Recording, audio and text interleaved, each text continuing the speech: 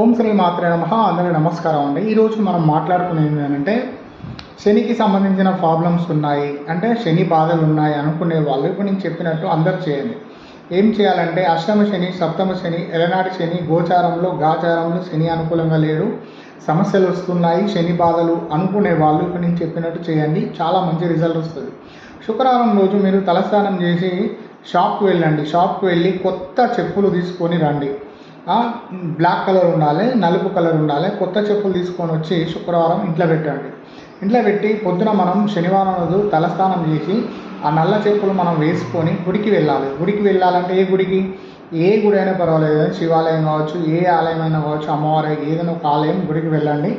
అక్కడ మీరు చెప్పులు ఆడ వదిలిపెట్టి పోయి దైవ దర్శనం చేసుకొని వస్తున్నప్పుడు మీ చెప్పులు ఆడ ఉన్నట్టు మీరు గుర్తుపెట్టుకోకుండా డైరెక్ట్ ఇంటికి వచ్చేసేయండి. ఇంటికి వచ్చేసి మీరు మీ డ్యూటీకి వెళ్ళిపోండి. అలా చేయడం వల్ల శని బాధలన్నీ తగ్గుతాయి. ధన్యవాదాలండి. ఓం శ్రీ మాత్రే నమః. అందరికీ నమస్కారం అండి. ఈరోజు మనం మాట్లాడుకునేది ఏంటంటే శనికి సంబంధించిన ప్రాబ్లమ్స్ ఉన్నాయి, అంటే శని బాధలు ఉన్నాయి అనుకునే వాళ్ళు ఇప్పుడు నేను చెప్పినట్టు అందరు చేయండి.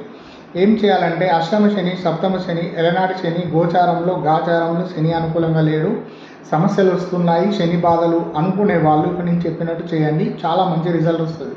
శుక్రవారం రోజు మీరు తలస్నానం చేసి షాప్కి వెళ్ళండి. షాప్కి వెళ్ళి కొత్త చెప్పులు తీసుకొని రండి. బ్లాక్ కలర్ ఉండాలి, నలుపు కలర్ ఉండాలి. కొత్త చెప్పులు తీసుకొని వచ్చి శుక్రవారం ఇంట్లో పెట్టండి. ఇంట్లో పెట్టి పొద్దున మనం శనివారం రోజు తలస్నానం చేసి ఆ నల్ల చెప్పులు మనం వేసుకొని గుడికి వెళ్ళాలి. గుడికి వెళ్ళాలంటే ఏ గుడికి, ఏ గుడి అయినా పర్వాలేదు, శివాలయం కావచ్చు, ఏ ఆలయం అయినా కావచ్చు, అమ్మవారి ఏదైనా ఒక ఆలయం గుడికి వెళ్ళండి. అక్కడ మీరు చెప్పులు ఆడ వదిలిపెట్టి పోయి దైవ దర్శనం చేసుకొని వస్తున్నప్పుడు మీ చెప్పులు ఆడ ఉన్నట్టు మీరు గుర్తుపెట్టుకోకుండా డైరెక్ట్ ఇంటికి వచ్చేసేయండి.